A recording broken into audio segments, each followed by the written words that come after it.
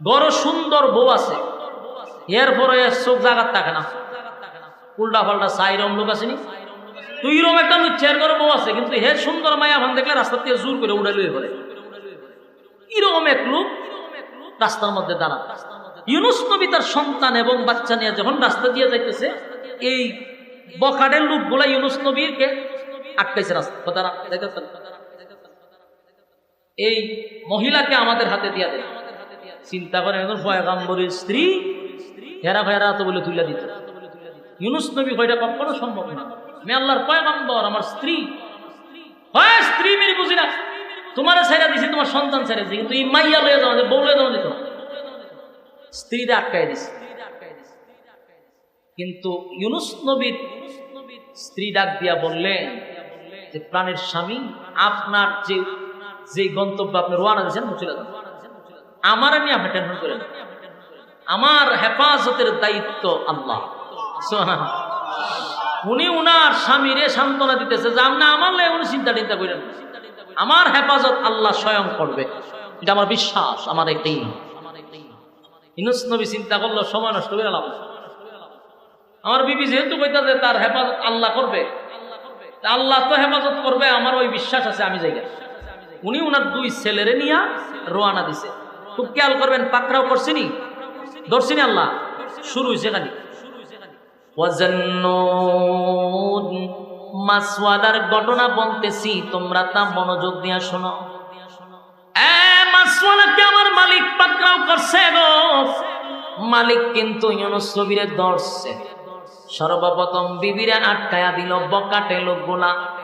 বিবিরে লইয়া উনি কিন্তু যেতে পারে নাই, স্ত্রীরে রাইকা দুইটা সন্তানকে লইয়া রওনা দিছে, দেশ ছাইরা বিদেশে চলে যাবে। যেই মাত্র দেশ ছাড়তে গেলে সামনে একটা নদী আছে, নদী ক্রস করে না যাইতে, এমন নদী পার হইয়া উনি যাইব জাহাজে উঠতে। ছোট্ট একটা নদী সামনে, যেই বাচ্চারে কুলে লইয়া আরেক বাচ্চারে ফারে রাখতে গেছে ওই পারে যাইতে, এক মা ছাইয়া এই বাচ্চাটারে টান দিয়া লইয়া গেছে। কুলের বাচ্চারে কি করছে, মাছে নিয়ে গেছে। ছেলে না রয়েছে কয়জন, ধরছেনি আল্লাহ। আপনারা মনে খুব বিরক্ত লাগতেছে না, আমি বুঝতেছি ছেড়ে দিতেছে আমি বেশি সময়, যেখানে ওয়াজ করে আমারও ভাল লাগে না, আপনারও ভাল লাগে না, থেকে নইব আপনারা লক্ষণে বোঝা যায় আপনারা খুব বিরক্ত। আওয়াজও না জানি বলি যে আপনারা যদি সারা শব্দ নাই, ঘটনা কি বিরক্ত লাগলে আমার কই, মনোযোগ দিয়ে শুনেন। এখন ইউনুস নবীর প্রথম স্ত্রীকে পকাটে আটকাই দিছে, কুলের সন্তানটাকে মাছে নিয়ে গেছে, ধরছেনি আল্লাহ, পাকড়াও করছেনি। মাছওয়ালার ঘটনা বর্ণনা করতেছি, তোমরা তা মনোযোগ দিয়া শোনো। আমি মাছওয়ালারে ধরছি, মাছওয়ালারে পাকড়াও করছি।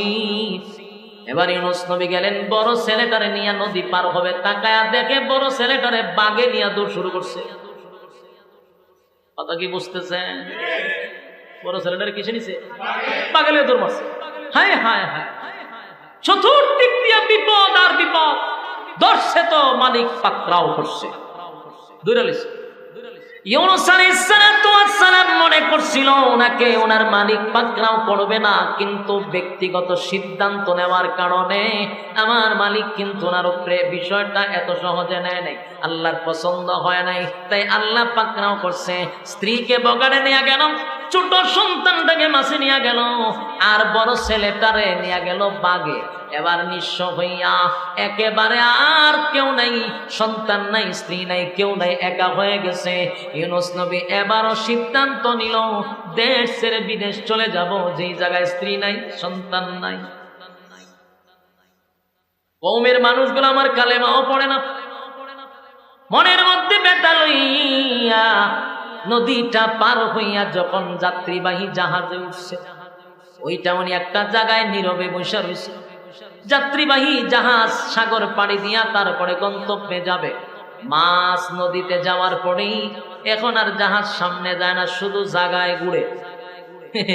পাকড়াও কি শেষ না আরো রয়েছে? কথা দিয়ে কন্যা পাকড়াও কিন্তু শেষ হয়েছে না, ধরছে এখনো মাছওয়ালার ঘটনা শুরু হয়েছে খালি মাত্র। মাছওয়ালার ঘটনা বর্ণনা করতেছি, তোমরা তা শোনো।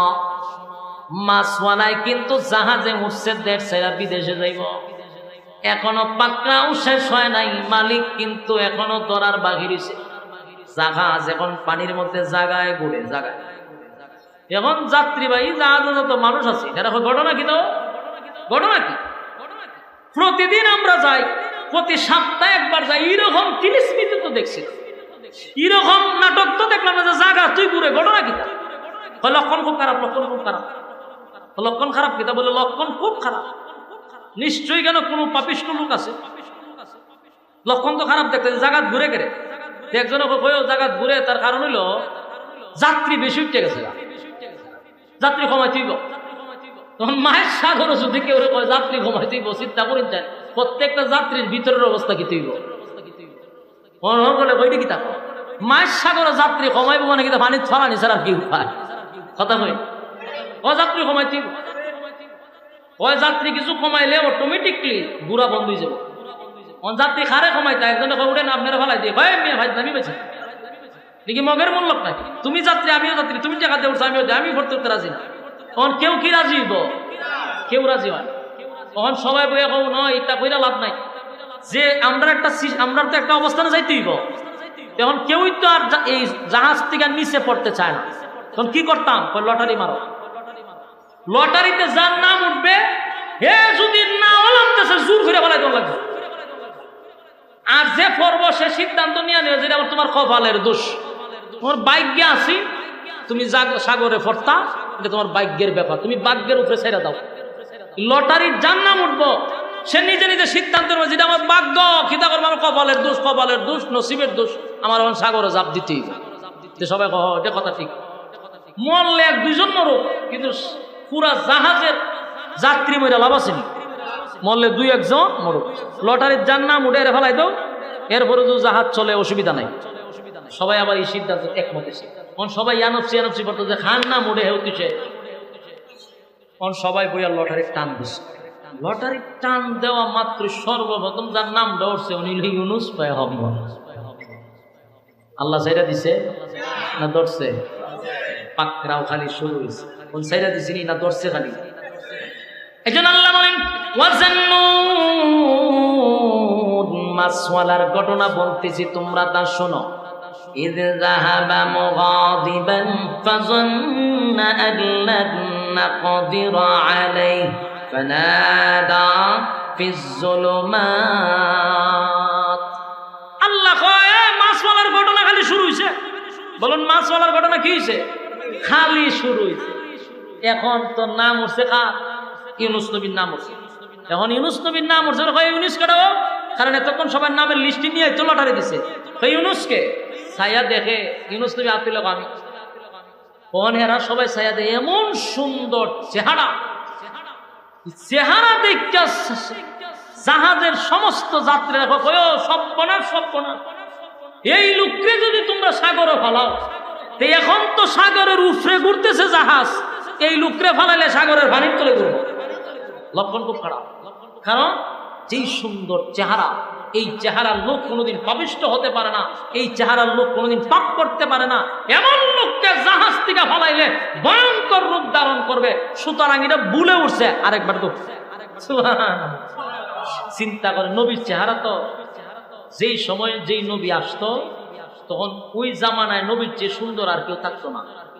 আসেনি আপনারা লাগা সুবহানাল্লাহ, আল্লাহ আল্লাহ আল্লাহ, আপনারা সুবহানাল্লাহ কোন সময় এটাই আমি তো গায়ে পাইছি না পর্যন্ত। এখন দেখেন এরা নবীর নাম ওঠার পরে বলছে কি যে না না ভুল হয়েছে, আরেকবার দিচ্ছে লটারি তাই উঠছে আবার ইউনুস নবীর নাম। দুইবারের মাঝে কার নাম উঠছে? এরা সাহেব হুজুর কিতা ঘটনা কি? আবার দিয়ে আপনার নামই আছে, আবারও মানছে কয়ও এটাও ভুলই আছে। এমন লোক জাহাজত, এই জাহাজ থেকে যদি আমরা সাগরে ফেলাই, আমরার সামনে আরো ভয়ঙ্কর মুসিবত অপেক্ষা করতেছে। এটাও ভুলে উঠছে আরেকবার লটারি, তিনবারের মাথাতে ইউনুস নবী নাম হয়েছে। ধরছে কে? পাকড়াও করছে। ইউনুস নবী তো বুঝে লাইছে যে ঘটনা তো রে ভিন্ন, আমার প্রতি অত দরদ দেখাইলাম না, আমার ভালাই দেখ, লক্ষণ খারাপ। কিন্তু এরা ঘুরে ঘুরে না না না না সর্বনাশ, এই লোকরে ফালাইলে মুসিবত আছে, আমরা কোনো পরীক্ষা আছে। আরেকবার দিছে লটারিতে ইউনূস নবীর নাম, এইভাবে লটারি দিছে প্রায় 10 বার। কতবার?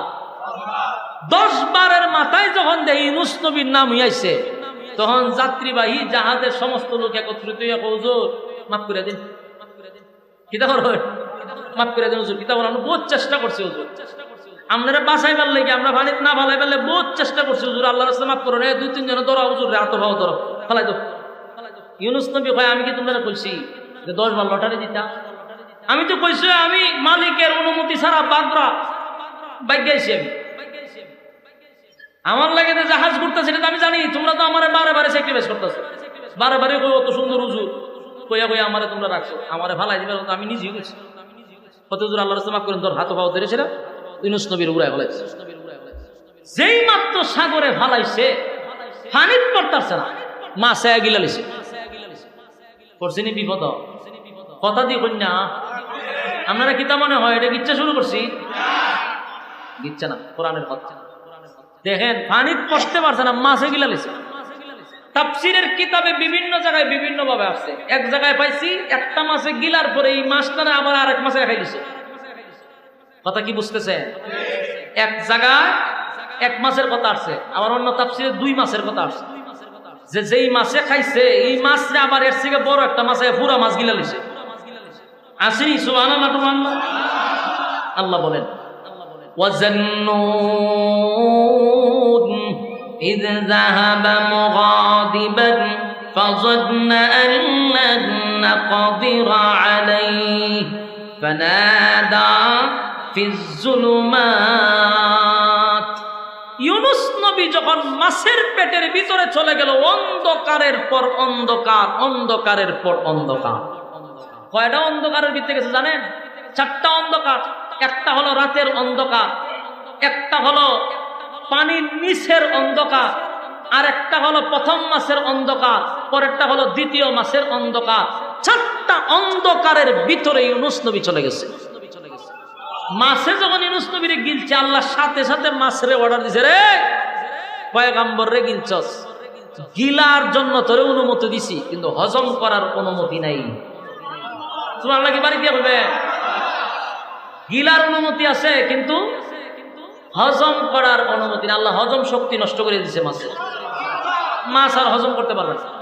ইউনূস নবী একবার অন্ধকারের ভিতরে চলে গেছে, গিয়া অন্ধকারের ভিতরে গিয়া পড়ছে মুসিবত। বুঝতে পারছে নিজের ভিতরে একটা লারা মারছে, যে ঘটনা তো আমি নিজে ঘটাইছি, আমি যে দেশ ছেড়ে বিদেশে আছি এটা তো আল্লাহর হুকুমে না, নিজের ব্যক্তিগত সিদ্ধান্তে আছি, এটা আল্লাহর কাছে পছন্দ হয়েছে না, আমার ধরে নিয়েছে। বুঝতে পারছে কিনা? এই জন্য আল্লাহ বলে ইউনূস নবী যখন এটার ভিতরে ঢুকছে, ঢুকার পরে নিজের প্রতি নিজেই অনুতপ্ত হয়েছে, আর বলতেছে যে আমি অপরাধ করছি। আমি কি করছি? অপরাধ কি করছে? শিকা তুলে ধরেন। ওয়াজান্নুন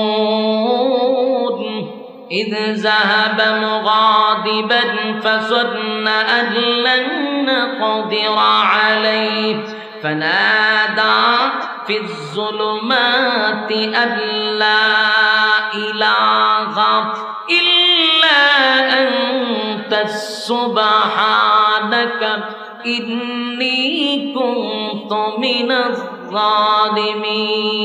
পড়েন লা ইলাহা।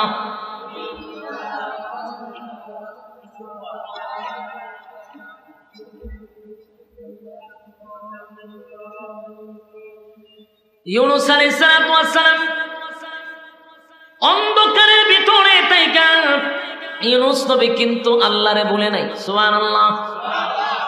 আল্লাহ রাব্বুল আলামিন বলেন ওয়াজান্নুন, মাছওয়ালার ঘটনা বলতেছি, তোমরা তা শোনো। মাছওয়ালায় কি ঘটনা ঘটাইছে তোমরা তা শোনো। মাছের পেটের ভিতরে ঢুইকা নিজের প্রতি নিজেই অনুতপ্ত হইল, আর বলতে লাগলো, মালিক আপনি ছাড়া কোনো মাবুদ নাই, আপনি ছাড়া কোনো ইলাহ নাই। সুবহানাল্লাহ। ইউনূস নবী বলতে লাগলো, লা